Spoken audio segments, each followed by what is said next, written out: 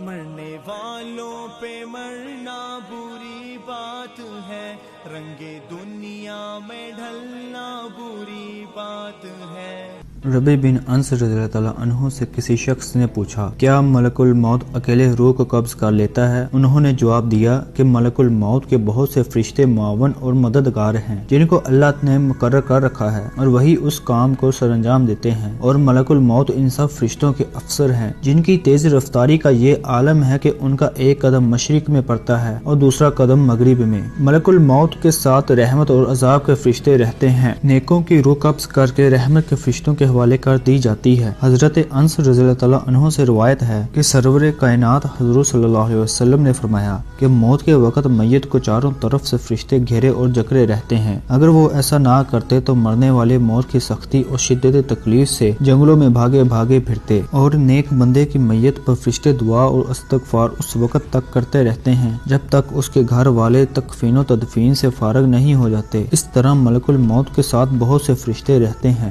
حضرت سلمان نے ملک الموت سے پوچھا کہ تم لوگوں کے ساتھ انصاف کیوں نہیں کرتے؟ کسی کی روح فوری طور پر قبض کر لیتے ہو اور اسے جلد سے جلد اس دنیا سے منتقل کر دیتے ہو، اور کسی کو تکلیفوں اور اذیتوں میں اس طرح الجھاتے ہو کہ وہ لاچار اور مجبور پرا ترپا کرتا ہے۔ ملک الموت نے کہا کہ یہ بات میرے قبضے اور اختیار میں نہیں ہے، ہر ایک کے نام کا صحیفہ ملتا ہے، جیسا حکم ہوتا ہے بجا لاتا ہوں۔ روایت ہے کہ شعبان کے مہینے میں ملک الموت کو ایک کاغذ دیا جاتا ہے، اس میں ان تمام لوگوں کے نام لکھے رہتے ہیں جن کی روح قبض کرنے اس سال ان کے ذمہ ہوتا ہے، مگر دنیا کے لوگ اپنی آرائش و آسائش کے کاموں میں مصروف رہتے ہیں، دولت کی فراہمی، مکان کی تعمیر سے لے کر کھیتی باڑی، شادی بیاہ، غرض کے طرح طرح کی تیاریاں کرتے ہیں، اور وہ بالکل نہیں جانتے کہ اس سال ان سے دنیا چھوٹ جائے گی، حالانکہ ان کا نام ملک الموت کے کاغذ میں تحریر ہوتا ہے، اور ملک الموت روزانہ ہر مکان میں 3 مرتبہ اس لیے جاتے ہیں کہ جس شخص کی مدت پوری ہو چکی ہے اس کی روح قبض کر لی جائے۔ بس جب یہ کسی کی جان لیتے ہیں تو مرنے والے کے متعلقین رونا چلانا شروع کر دیتے ہیں۔ اس وقت ملک الموت دروازے کا بازو پکڑ کر کہتا ہے کہ با خدا میں نے کوئی زیادتی نہیں کی، نہ میں نے اس کی روزی چھینی ہے اور نہ میں نے وقت سے پہلے اس کی روح قبض کی ہے، اس کا وقت پورا ہو چکا ہے، میں نے اللہ کے حکم کی تحمیل کی اور اپنا فرض ادا کیا۔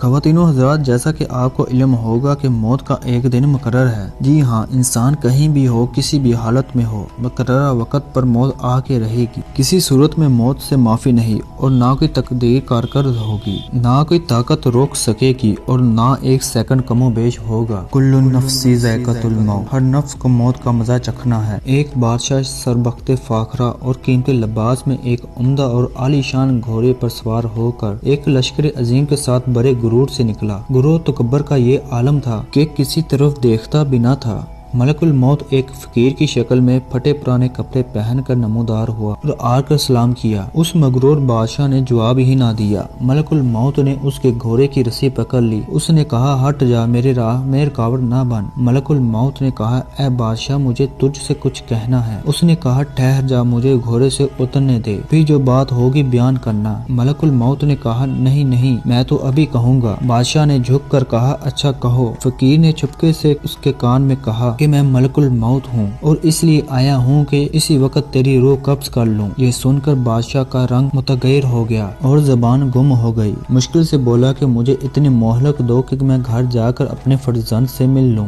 ملک الموت نے کہا ہرگز نہیں۔ اسی وقت اس کی روح نکال لی اور وہ گھوڑے سے گر گیا۔ دوستو، جہاں کی خاک ہوتی ہے وہیں مدفن ہوتی ہے۔ اس سلسلے میں چند روایات ہیں۔ ایک روایت کے مطابق حضرت عبداللہ ابن عمر رضی اللہ عنہ فرماتے ہیں کہ مدینہ منورہ میں ایک حبشی کا انتقال ہوا تو سرور کائنات حضرت محمد صلی اللہ علیہ وسلم نے فرمایا کہ دیکھو یہ حبشی مدینے کی مٹی سے پیدا ہوا تھا اور مدینے میں ہی وفات پائی۔ حضرت عبداللہ ابن مسعود رضی اللہ عنہ کہتے ہیں کہ عورت کے رحم پر ایک فرشتہ اس کام کے لیے مقرر ہوتا ہے کہ وہ انسانی نطفے کے بارے میں خدا سے پوچھتا ہے کہ نطفہ تخلیق کے قابل ہے یا نہیں۔ اگر خدا کی طرف سے حکم ملتا ہے کہ تخلیق کے قابل ہے تو وہ اللہ تعالیٰ سے اس کے رزق اور عمر کی تفصیل دریافت کرتا ہے۔ ارشاد باری ہوتا ہے کہ لوح محفوظ سے دیکھ لو۔ لوح محفوظ میں تمام تفصیلات دیکھنے کے بعد وہ فرشتہ اس جگہ کی تھوڑی سی مٹی جہاں وہ مرنے کے بعد دفن ہوگا اس کے نطفے میں ملا کر خمیر کرتا ہے۔ حضور صلی اللہ علیہ وسلم نے فرمایا کہ انسان کی تجہیز میں جہاں کی خاک ہوتی ہے وہاں جانے کی قدرتی طور پر اس کو ضرورت پیش ہوتی ہے۔ ایک روایت کے مطابق ملک الموت ایک روز حضرت سلمان کے پاس گئے۔ وہاں انہوں نے ان کے ایک مصاحب کو تیز نظروں سے اس طرح گھور کر دیکھا تو اس نے حضرت سے دریافت کیا کہ یہ شخص کون تھا جس نے مجھے اس طرح گھور کر دیکھا؟ انہوں نے فرمایا کہ ملک الموت تھے۔ اس مصاحب نے کہا ایسا معلوم ہوتا ہے کہ یہ میری روح قبض کر لیں گے، آپ ہوا کو حکم دیں کہ وہ مجھے سرزمین ہند میں پہنچا دیں تاکہ ملک الموت یہاں آئے تو مجھے نہ دیکھیں۔ حضرت سلمان نے حکم دیا اور اس شخص کو ہوا نے ہندوستان پہنچا دیا۔ پھر ملک الموت آئے تو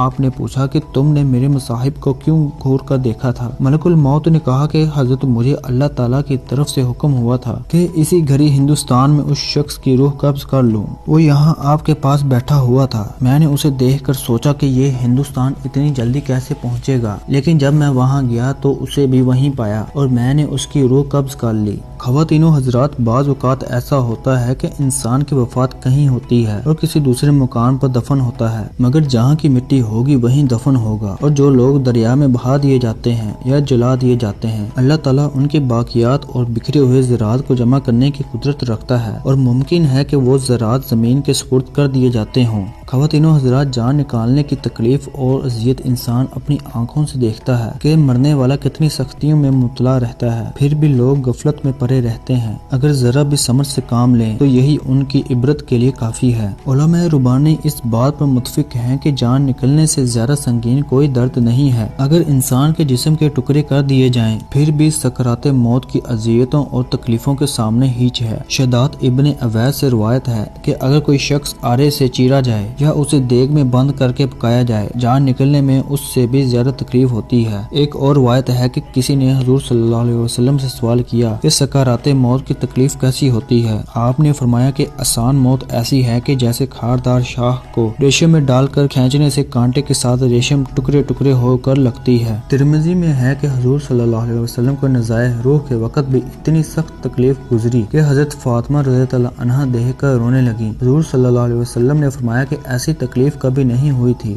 صلی اللہ علیہ وسلم جان کنی کے وقت فرماتے تھے، اے اللہ تو محمد پر سکرات موت کو آسان کر دے۔ حضور صلی اللہ علیہ وسلم نے فرمایا، نزع کی تکلیف بندہ مومن کے لیے گناہوں کا کفارہ بن جاتی ہے اور کافر کو موت کے وقت ہی اس کے نیک عمل کی جزا دے دی جاتی ہے۔ تو دوستو، آج کی ویڈیو کا اختتام یہیں پر ہوتا ہے۔ امید کرتا ہوں کہ یہ ویڈیو آپ کو لازمی پسند آئی ہوگی، تو اس ویڈیو کو زیادہ سے زیادہ لائک اور شیئر کریں تاکہ دوسرے لوگ بھی اس ویڈیو سے استفادہ حاصل کر سکیں۔ تو معزز خواتین و حضرات، ملتے ہیں اگلے کسی نئے ویڈیو میں۔ اگر آپ نے ابھی تک ہمارے یوٹیوب چینل پیپ لائف کو سبسکرائب نہیں کیا تو آپ سے التماس ہے کہ ہمارے یوٹیوب چینل پیپ لائف کو سبسکرائب کریں اور ساتھ میں موجود بیل کے آئیکن کو پریس کریں تاکہ ہماری آنے والی ہر معلوماتی ویڈیو کا نوٹیفیکیشن آپ کو جلد مل سکے۔ اپنے ہوسٹ اور دوست کو دیجیے اجازت، ملتے ہیں نئی ویڈیو میں۔ اللہ حافظ۔